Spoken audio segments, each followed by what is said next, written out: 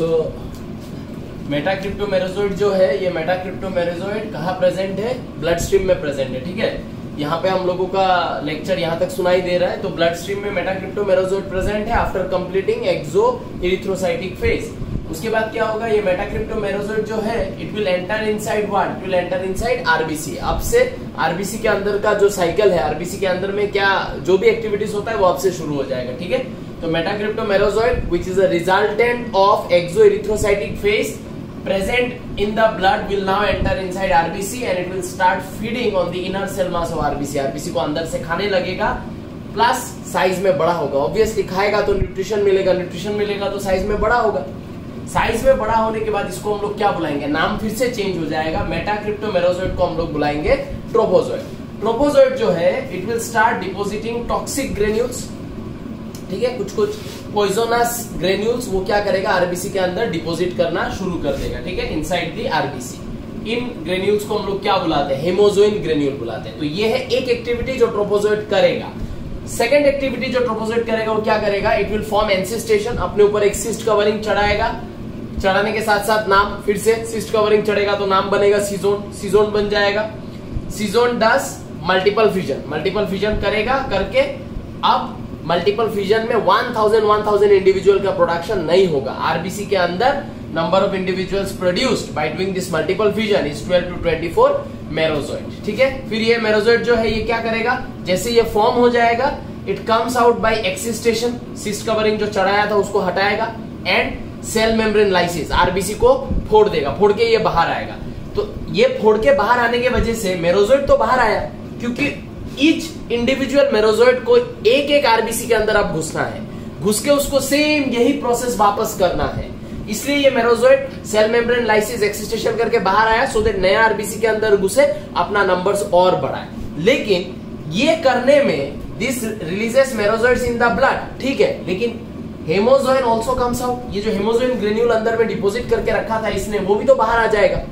And जैसे ही हमारे body को पता चलेगा कि कोई पॉइजनस ग्रेन्यूल या कोई पॉइजनस सब्सटेंसेस हमारे ब्लड में प्रेजेंट है, हमारा presence of the toxic substance in the blood stream signals कौन? हाइपोथैलेमस। तुरंत हाइपोथैलेमस को सिग्नल जाएगा। हाइपोथैलेमस के पास हमारा टेम्परेचर रेगुलेटिंग सेंटर है। हाइपोथैलेमस अपना टेम्परेचर रेगुलेटिंग सेंटर को बोल के टेम्परेचर बढ़ा देगा। क्यों बढ़ाएगा? सो दैट वो टेम्परेचर बढ़ाने के वजह से ये जो टॉक्सिक ग्रेन्यूल्स है ये डिस्ट्रॉय हो जाए।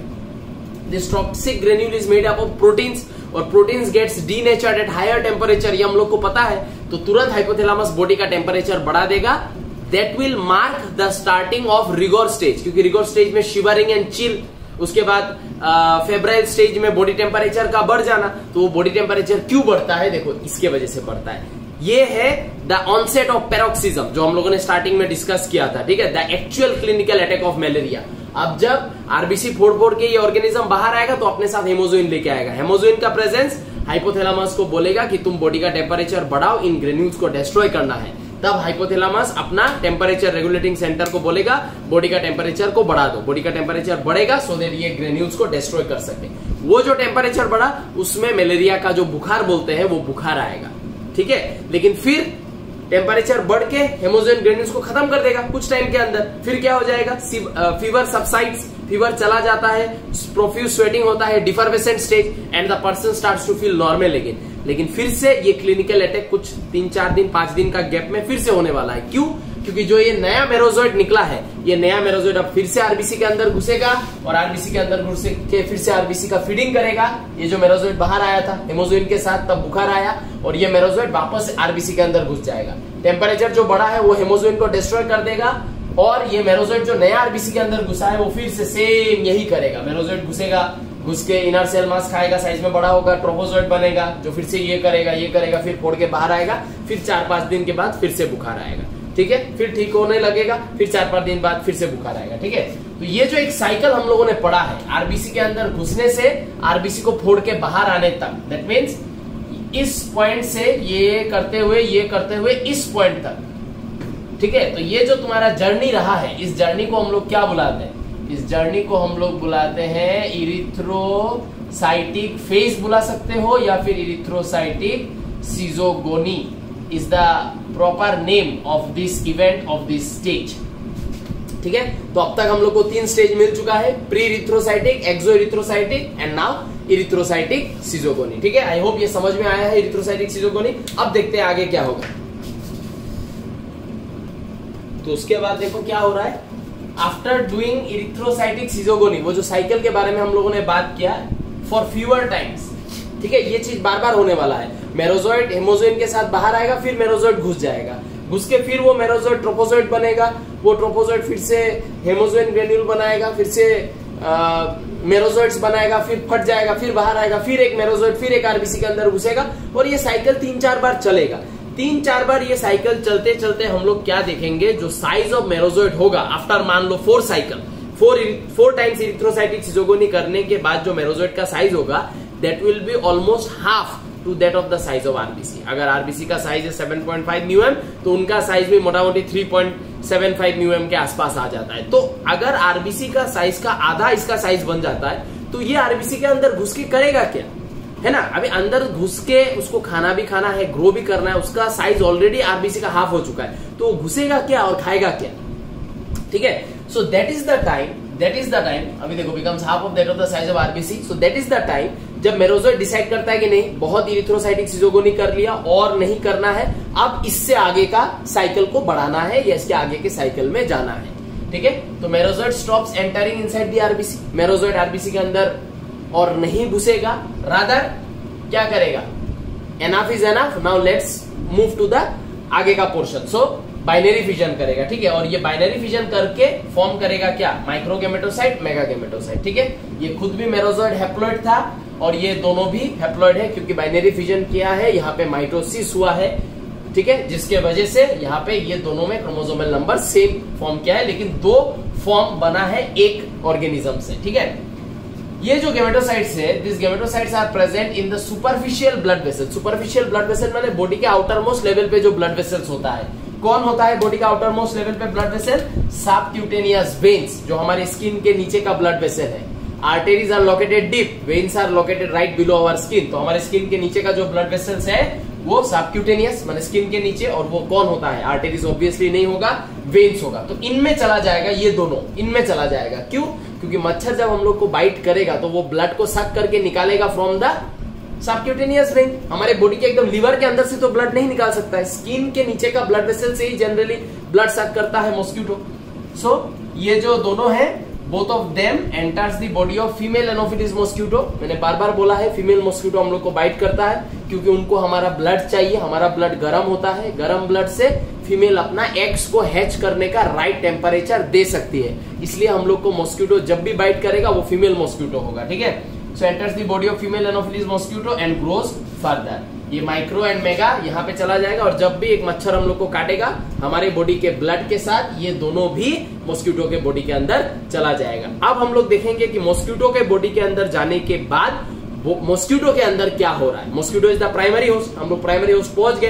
प्राइमरी होस्ट के बॉडी के अंदर जब ये दोनों घुसेगा, घुसने के बाद वहां क्या करेगा, ये हमारा आगे का डिस्कशन है। ठीक है, इसका नोट बना लो। अब देखो, मॉस्किटो ने सक कर लिया हमारा ब्लड, उसके साथ माइक्रो और मेगा जो है वो चला गया किसके बॉडी के अंदर, मॉस्किटो के बॉडी के अंदर।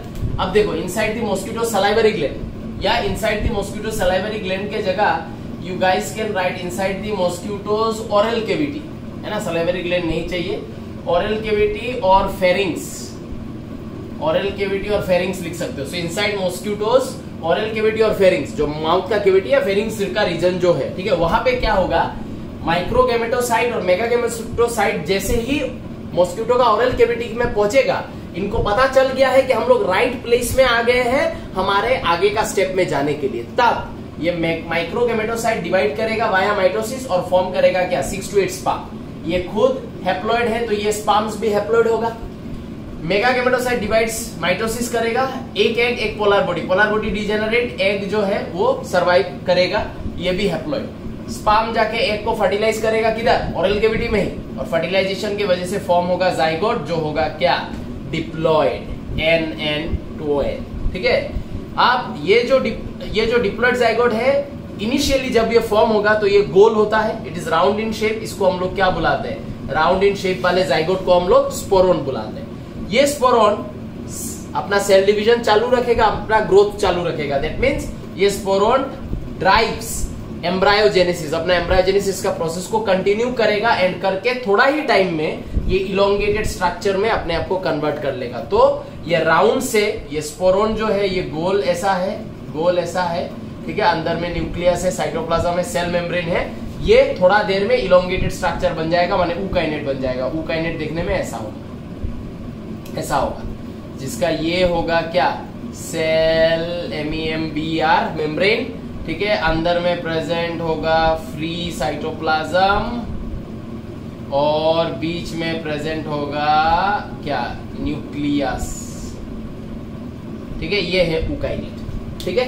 अब क्या होगा, अब हम लोग देखेंगे जो ऊकाइनेट है, ये ऊकाइनेट माइग्रेट्स टू दी क्या, stomach of female Anopheles mosquito, ठीक है।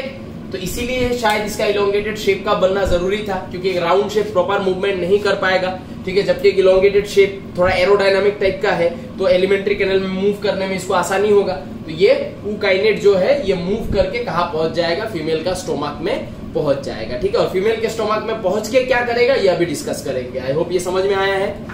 Moving on to the next part, ठीक है। तो ऊकाइनेट स्विम करके स्टोमक में पहुंचने के बाद ऊकाइनेट क्या करेगा, बोर करके स्टोमक वॉल के थ्रू घुस जाएगा। ये जो एक लेयर मैंने ऐसे ड्रॉ किया है, that is the stomach wall of Anopheles female mosquito, and उसमें देखो ऊकाइनेट बोर करके घुस गया, आधा अंदर आधा बाहर, ठीक है। ये है ल्यूमेन ऑफ स्टोमक इस तरफ, और ये है अंडर वॉल ऑफ स्टोमक, तो अंडर वॉल में आधा, ल्यूमेन के तरफ आधा, ऐसे घुस गया है, ठीक है। ईच ऊकाइनेट फॉर्म्स एंसिस्टेशन, बोर करके घुसने के बाद हर एक ऊकाइनेट अपने ऊपर एक सिस्ट कवरिंग का फॉर्मेशन करेगा एंड बिकम्स ऊसिस्ट, ठीक है। अब हम लोग और इसको ऊकाइनेट नहीं बुलाएंगे, ऊसिस्ट बुलाएंगे। ऊसिस्ट देखने में कैसा होगा, ऐसा सिस्ट कवरिंग, उसके अंदर में ये ookinete, cell membrane, free cytoplasm, nucleus जो ट्वाइस एन है, ठीक है। ये अभी हम लोगों ने यहाँ पे स्ट्रक्चर ड्रॉ किया था, वही यहाँ पे ड्रॉ किया है अंदर, ठीक है। अब क्या होगा, अब इस ऊकाइनेट का जो ये न्यूक्लियस है, इसका जो अंदर का न्यूक्लियस है, ये न्यूक्लियस क्या है, ट्वाइस है। ये न्यूक्लियस सबसे पहले क्या करेगा, ये न्यूक्लियस सबसे पहले करेगा मियोसिस। मियोसिस करने के वजह से इसमें क्या फॉर्म होगा, इसके अंदर हैप्लॉइड न्यूक्लियस फॉर्म होगा। ये जो एक्टिविटी हो रहा है ये विद इन द सेल हो रहा है। ये जो ऊकाइनेट है, इस ऊकाइनेट के अंदर with in the cell, cell के अंदर हो रहा है कि इसका जो न्यूक्लियस है ट्वाइस एन, ठीक है, वो मियोसिस कर रहा है, करके हैप्लॉइड न्यूक्लियस बन रहा है, ठीक है। फिर ये हैप्लॉइड न्यूक्लियस क्या कर रहा है, माइटोसिस रिपीटेडली माइटोसिस कर रहा है। इसके वजह से फॉर्म हो रहा है मैनी हैप्लॉइड न्यूक्लियस, ठीक है। ये हुआ एक एक्टिविटी ऊसिस्ट फॉर्म करने के बाद, पहला एक्टिविटी ये हुआ। Second activity after the oocyst formation क्या होगा, इनसाइड ऊसिस्ट, ठीक है। ये सब एक्टिविटी ऊसिस्ट के अंदर हो रहा है, ठीक है। तो पहला ये हुआ। दूसरा क्या होगा, जो इसके अंदर का फ्री साइटोप्लाज्म था, वो फ्री साइटोप्लाज्म अपने आप को मॉडिफाई करेगा, मॉडिफाइज, ठीक है, टू फॉर्म, क्या फॉर्म करेगा, to form hollow vacuoles. So these are the two events which will happen inside the oocyst, ठीक है। तो अभी ये दो इवेंट होने के बाद अगर मैं वापस oocyst को देखूं, तो oocyst का सिस्ट कवरिंग हुआ ये, और इस सिस्ट कवरिंग के अंदर ये था सेल मेम्ब्रेन, और अभी हम लोग सेल मेम्ब्रेन के अंदर क्या देखेंगे, ठीक है। ये हुआ सिस्ट कवरिंग, ठीक है, ये हुआ ऊकाइनेट का सेल मेम्ब्रेन, और अंदर का जो साइटोप्लाज्म है वो होलो वैक्यूल्स में कन्वर्ट हो चुका है। तो ये है होलो वैक्यूल्स, खाली वैक्यूल, होलो वैक्यूल्स, ठीक है। एंड मेनी हैप्लॉइड न्यूक्लियस का भी फॉर्मेशन हुआ है। तो these are many haploid nucleus जो मैंने रेड में ड्रॉ किया है, ठीक है। तो ये दो इवेंट्स होने के बाद ये है हालत। अब हम लोग क्या देखेंगे, one haploid nucleus, one HN माने वन हैप्लॉइड न्यूक्लियस, ठीक है, मार्जेस विथ वन होलो वैक्यूल, ठीक है। इसका मतलब ये जो स्ट्रक्चर है, ये स्ट्रक्चर में हम लोग देखेंगे, ये जो होलो वैक्यूल है, ये होलो वैक्यूल के अंदर एक हैप्लॉइड न्यूक्लियस ऐसा करके घुस जाएगा, ठीक है ना। अब हम लोग क्या देखेंगे, इस मार्जिंग के वजह से ये जो स्ट्रक्चर फॉर्म हुआ, इस स्ट्रक्चर को क्या बोलते हैं, one haploid nucleus marches with one hollow vacuole to form one sporozoite जो है हैप्लॉइड, ठीक है। अब देखो कहां पहुंच गए, स्पोरोजोइड में पहुंच गए। अब ये स्पोरोजोइड क्या करेगा, ये जो स्पोरोजोइड बना है इसके अंदर, किसके अंदर बना है, स्पोरोजोइड अभी भी उस ईस्ट के अंदर है, ठीक है ना। अब अगर हम लोग देखें कि ये स्पोरोजोइड क्या करेगा, तो ये वाला पोर्शन में अभी थोड़ा मिटा रहा हूं, तुम लोग पॉज करके इसका नोट्स बना लेना, ठीक है। ऊपर का थोड़ा मिटा रहा हूं,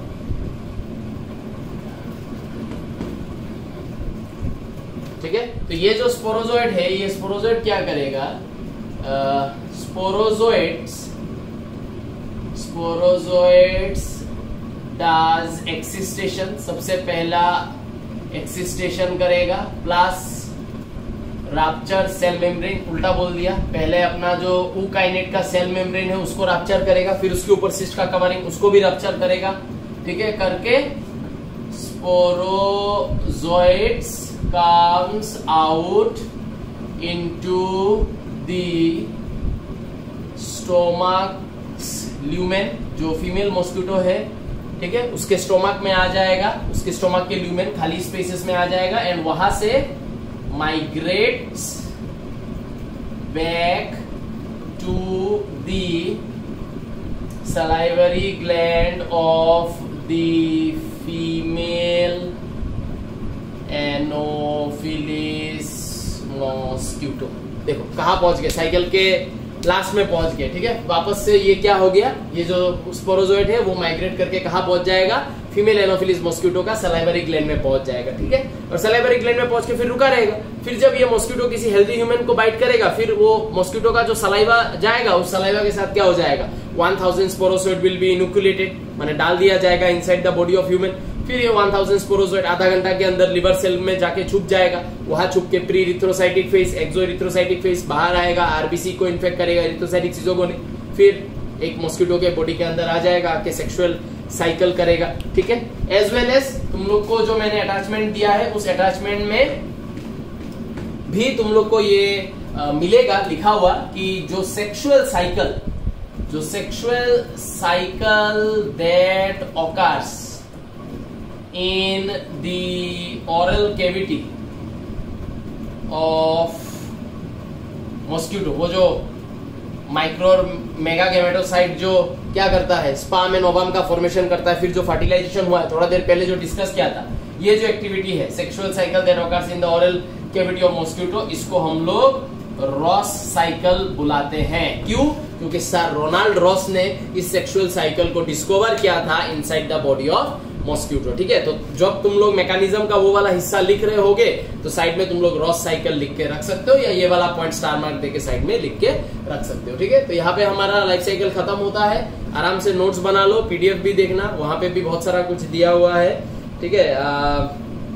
मैकेनिज्म तो है ही ये लाइफ साइकिल का, एज वेल एज वहां पे तुम्हारा ये भी है, different types of Plasmodium species का डिफरेंस वगैरह भी है। डाउट होने से डाउट क्लास में वो क्लियर कर लेंगे, नहीं होना चाहिए मेरे हिसाब से। यही सब है, वो वहां से देख के तुम लोग आराम से लिख लेना। और कुछ इन्फॉर्मेशन भी है about different types of malaria, black water fever क्या है, ये सब लिखा हुआ है अच्छे से, तो पीडीएफ देख के ये सब नोट डाउन भी करना, ठीक है। तो अभी ये लिख लो, और आई होप इस बार साउंड अच्छे से आए, कोई प्रॉब्लम ना हो।